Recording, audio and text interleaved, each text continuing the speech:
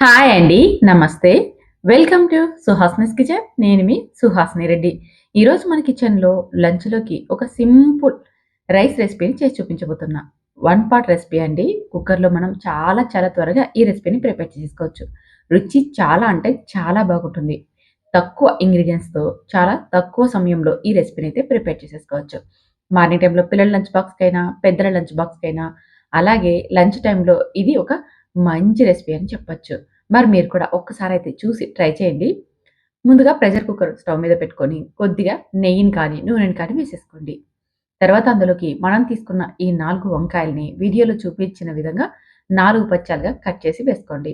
మనం కట్ చేసినప్పుడు వాటర్‌లో వేసి ఉంటాం కాబట్టి, ఆ వాటర్ అంతా కూడా పోయేలాగా చూసుకొని ఇందులోకి వేసేసుకోండి. తర్వాత వీటిని మంచి గోల్డెన్ కలర్ వచ్చేదాకా వేయించుకోవాలి. వంకాయ ఎంత వేగితే రుచి అంత బాగుంటుంది గుర్తుపెట్టుకోండి. ఇలా వంకాయని అటు ఇటు తిప్పుతూ మంచి రంగు వచ్చేంత వరకు ఫ్రై చేసేసుకోవాలి.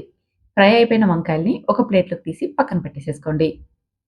ఇప్పుడు మనకి మిగిలిన నెయ్యి ఉంటుంది కదా! అందులోకి ఒక బిర్యానీ ఆకును, 2 చెక్క, 2 లవంగాలు, 2 ఇలాచీని ఇలా వేసేసుకొని వాటిని మంచిగా వేయించుకోండి.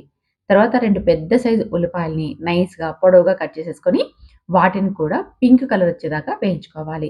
మనకి ఉల్లిపాయ ముక్కలు త్వరగా వేగాలంటే కొద్దిగా ఉప్పును వేసుకున్నామంటే ఉల్లిపాయ ముక్కలు త్వరగా మనకి రంగు మారిపోతాయి. చూస్తున్నారుగా ఈ విధంగా రంగు మారేంత వరకు వేయించుకొని తర్వాత ఇందులోకి అప్పటికప్పుడు దంచుకున్న అల్లం వెల్లుల్లి పేస్ట్‌ని వేసేసుకోవాలి. మనం ఎప్పుడూ కూడా వంట చేసుకునే ముందే అల్లం వెల్లుల్లి పేస్ట్‌ని దంచుకున్నామంటే ఆ స్మెల్, ఆ టేస్ట్ చాలా బాగుంటుంది. అల్లం వెల్లుల్లి పేస్ట్‌ని ఒక నిమిషం పాటు వేయించుకొని, తర్వాత ఇందులోకి మనం వేయించుకున్న వంకాయల్ని, అలాగే హాఫ్ టీ స్పూన్ దాకా చిల్లీ పౌడర్‌ని, అలాగే ఒక హాఫ్ టీ స్పూన్ దాకా బిర్యానీ పౌడర్‌ని, ఒక పావు టీ స్పూన్ దాకా గరం మసాలాని వేసేసుకోండి. ఈ మసాలానంతా కూడా ఒక 2 నిమిషాల పాటు లో ఫ్లేమ్‌లో ఫ్రై చేసేసుకోవాలి. చూడండి ఇలా స్మూత్‌గా కలుపుతూ ఫ్రై చేసుకున్నాక, ఇప్పుడు ఇందులోకి కట్ చేసుకున్న 2 టమోటాలని వేసుకోవాలి. మీడియం సైజ్‌లో కట్ చేసుకుంటే సరిపోతుంది. అలాగే ఒక చిన్న కప్పు పెరుగును వేసుకోవాలి. ఇది పుల్లటి పెరుగండి. మనం ఎప్పుడైనా ఇలాంటి రైస్ చేసుకోవాలనుకున్నప్పుడు రాత్రిపూట ఒక కప్పు పెరుగుని పక్కన పెట్టేసేసుకున్నామంటే పులిసిపోతుంది. అలాంటి పెరుగు తీసుకున్నామనుకోండి బిర్యానీలు చాలా టేస్టీగా వస్తాయి. ఈ పెరుగు స్పూన్లలో చెప్పాలంటే ఒక 3 స్పూన్స్ ఉంటుందండి. తర్వాత కొద్దిగా కొత్తిమీర తరుగును, రుచికి సరిపడా ఉప్పును వేసేసుకొని ఇదంతా మరొకసారి కలుపుతూ ఫ్రై చేసేసుకోవాలి. మనకి టమోటాలేమి మెత్తగా అవ్వక్కర్లేదండి. మనకి ఈ మసాలా మాత్రం వేగితే సరిపోతుంది. చూడండి ఈ విధంగా స్మూత్‌గా బాగా కలుపుతూ లో ఫ్లేమ్‌లోనే ఫ్రై చేసేసుకోవాలి. మంట ఎక్కువ పెట్టేసామంటే మసాలా అంతా కూడా అడుగంటేస్తుంది. టేస్ట్ అనేది అస్సలు బాగోదు. ఎప్పుడూ కూడా మసాలాని లో ఫ్లేమ్‌లోనే వేయించుకోవాలి. మసాలా బాగా వేగాక ముందుగానే నానబెట్టుకున్న ఒక కప్పు రైస్‌ను వేసేసుకోవాలి. ఒక 30 నిమిషాల ముందు రైస్ నానబెట్టుకున్నామంటే రైస్ అనేది ఎప్పుడు కూడా పొడి పొడిలాడుతూ వస్తుంది. వాటర్ ఏమీ లేకోకుండా వంపేసేసుకొని ఇందులోకి వేసేసుకొని ఒకసారంతా బాగా కలిసేలాగా కలుపుకోవాలి. ఎక్కువ సేపు వేయించకండి. రైస్ అంతా విరిగిపోతుంది. మొత్తం కలిసేలాగా కలుపుకుంటే సరిపోతుంది. ఈ విధంగా కలిపేసేసుకొని, ఇప్పుడు ఇందులోకి మనం ఏ కప్పుతో అయితే బియ్యాన్ని తీసుకున్నామో, అదే కప్పుతో 2 కప్పుల దాకా నీళ్ళని వేసుకోవాలి.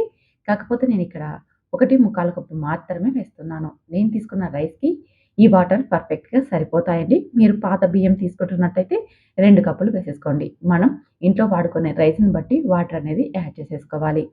ఇలా వాటర్‌ని వేసేసుకొని ఇదంతా మరొకసారి బాగా కలపాలి. అలాగే మనకిప్పుడేమైనా రుచికి సరిపడా ఉప్పు తక్కువ అనిపిస్తే ఇప్పుడే కొద్దిగా వేసేసుకోవచ్చు. ఒకవేళ మీకు స్పైసీ తక్కువ అనిపించినా కానీ కొద్దిగా యాడ్ చేసేసుకోవచ్చు.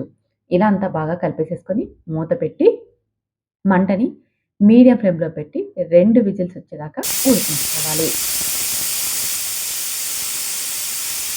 ఇలా 2 విజిల్స్ వచ్చాక స్టవ్ ఆపేసేసుకొని ఆవిరి మొత్తం పోయాక మనం మూత తీసేసుకోవాలి. చూడండి ఇక్కడ మీకి ఆవిరి మొత్తం పోయిన తర్వాత మూత తీసి చూపిస్తున్నాను. మనకి వంకాయ బిర్యానీ రెడీ అయిపోయిందండి. అసలు బిర్యానీ అంటేనే బిర్యానీ. చికెన్‌తో చేసినా, మటన్‌తో చేసినా, వెజిటబుల్‌తో చేసినా, ఎలా చేసినా సరే బిర్యానీకి ఏది సాటి రాదు. ఇక వంకాయని ఇష్టపడే వారికైతే ఈ బిర్యానీ ఫేవరెట్ రెసిపీ అయిపోతుంది. అంత టేస్టీగా ఉంటుంది.